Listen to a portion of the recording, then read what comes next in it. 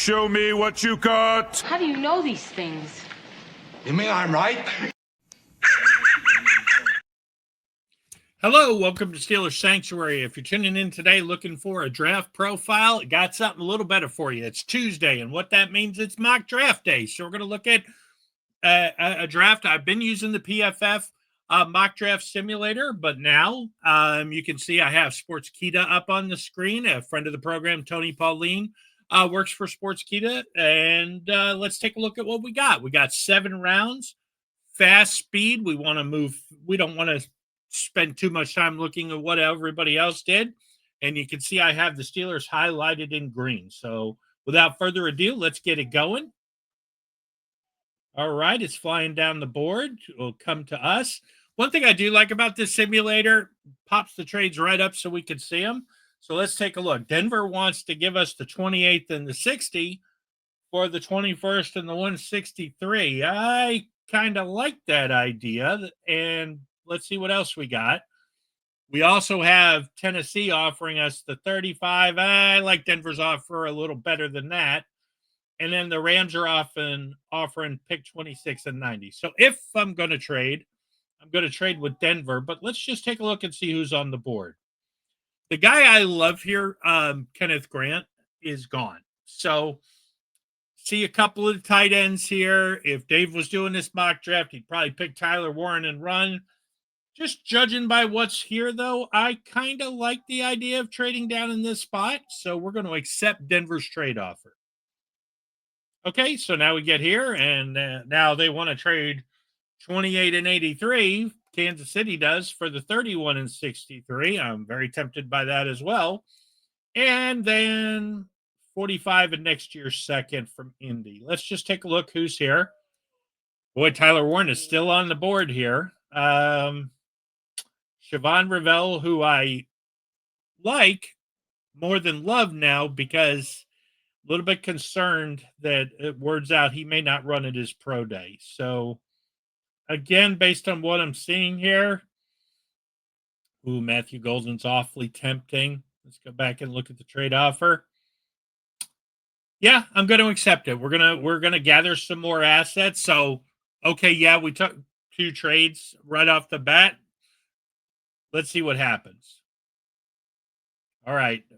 This time where it's time to pick somebody, we definitely ain't trading with the Browns. So let's reject that. We're going to reject the Giants too. And let's take a look at what we have available to us. So we have Tyler Warren still here.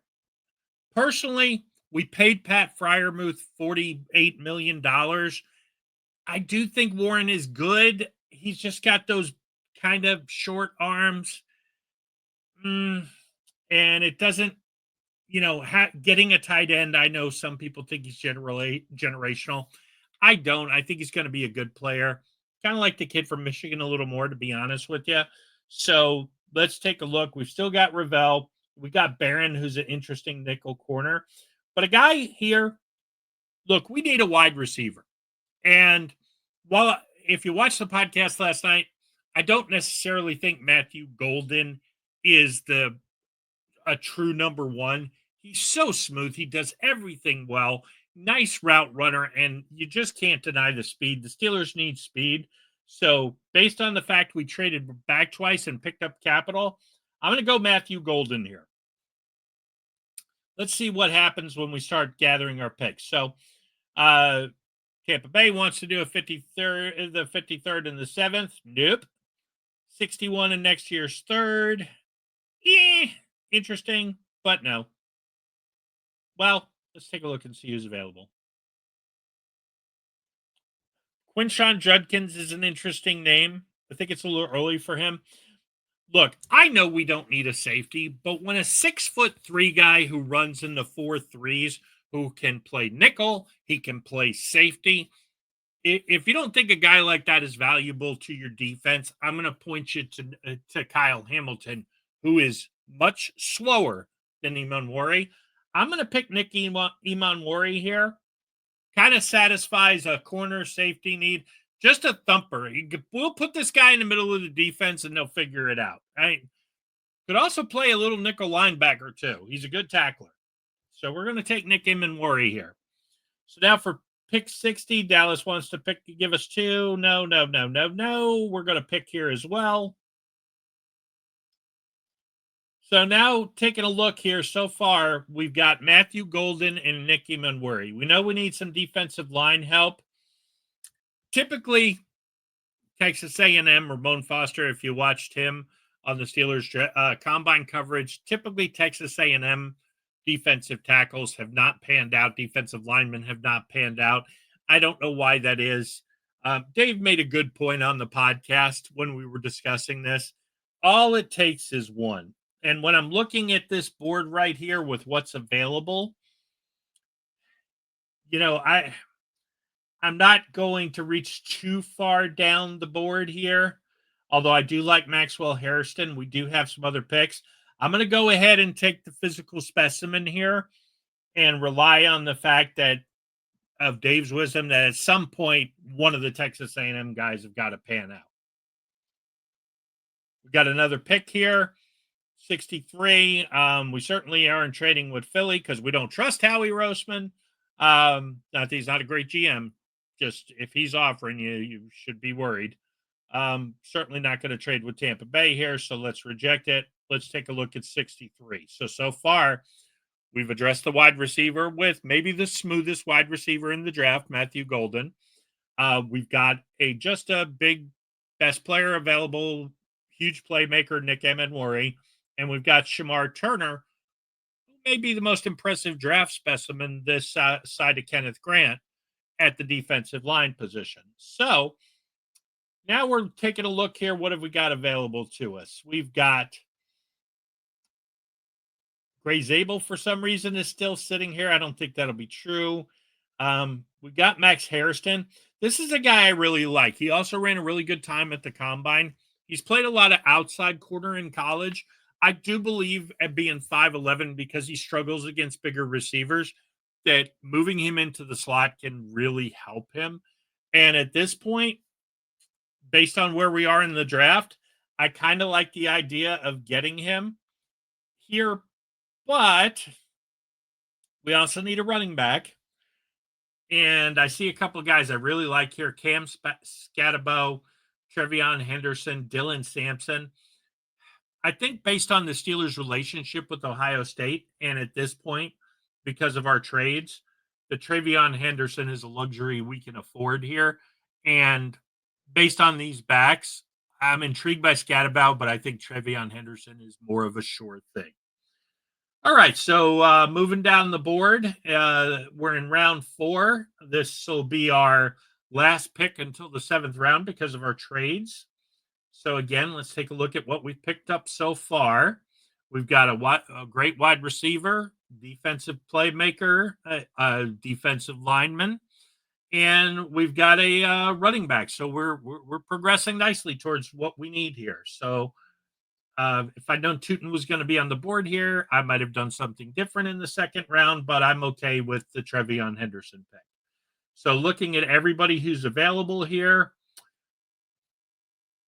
again, it's going into the last year of Isaac Seumalo's contract. It may not immediately help us, but I was really impressed by Tate Rutledge at the combine. So I'm going to pick Tate Rutledge, who may, kind of like I thought Mason McCormick last year when we picked him, could supplant James Daniels. That happened because of injury. I do think that as Seumalo goes along this season, there's a chance Rutledge could supplant him, and the offensive line makeover would be complete. Plus, we didn't spend a ton of draft capital there. So now we're down at pick 225, and let's take a look at what we got. Nazir Stackhouse and Torrey Horton being available. Look, I don't think there's any way that could happen, which is, kind of the drawback to using a model here. But that being said, they are available. So 225, 238. I do like Nazir Stackhouse, but I can't resist doubling up on Torrey Horton, who I think will no way in heck be around this late in the draft, in a mock draft. But I'm not going to argue. I'm going to take it. Now we're rolling into pick 238. Eric Gregory is an intriguing prospect. Really like Cam Jackson here. Haven't picked a quarterback yet. Let's take a look and see who's still on the board.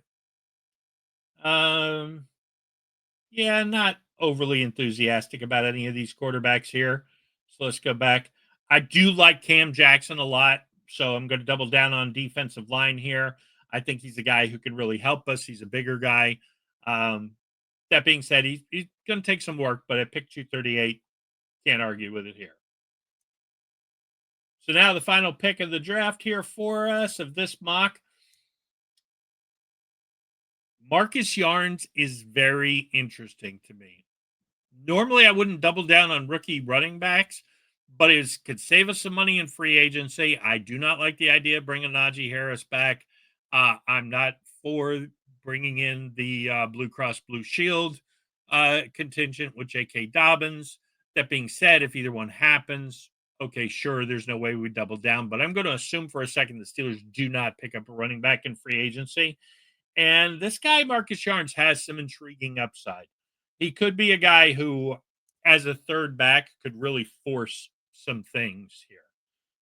So let's take a look at how we did with the draft. We've got Matthew Golden. We don't have grades here, so I probably won't use this model again. But that being said, I did want to try something different. So we got Matthew Golden at 31, Nick Amenwori at 52, Shamar Turner at 60, Trevion Henderson, 63, Tate Ratledge, Torrey Horton. Again, take it with a grain of salt. It's very unlikely he's going to be there, but we'll sure take it. Cam Jackson, who I do think will be a 7th-round pick. And Marcus Yarns, a very intriguing late-round pick as a running back. Nice little double up. Something weird happens with Jaylen Warren's contract. Maybe a top 2 of Henderson and Yarns wouldn't be the worst thing. Although, that being said, I definitely want Jaylen Warren back. I hope we get him back. And I would love to see what a 60-40 split with Trevion Henderson looks like, with Marcus Yarns coming in and giving us a little burst where we didn't have it in that Cordarrelle Patterson role.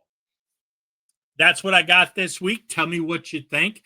Again, I'll post it on X. I'll be back doing draft profiles tomorrow. Don't forget, podcast on Thursday, Steelers Sanctuary.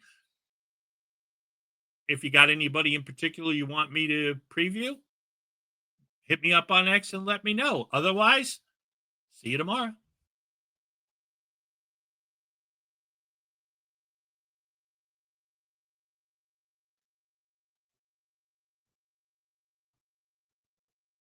Why am I so sad? Am I doing the wrong thing? It's just that sometimes goodbyes are a bitch.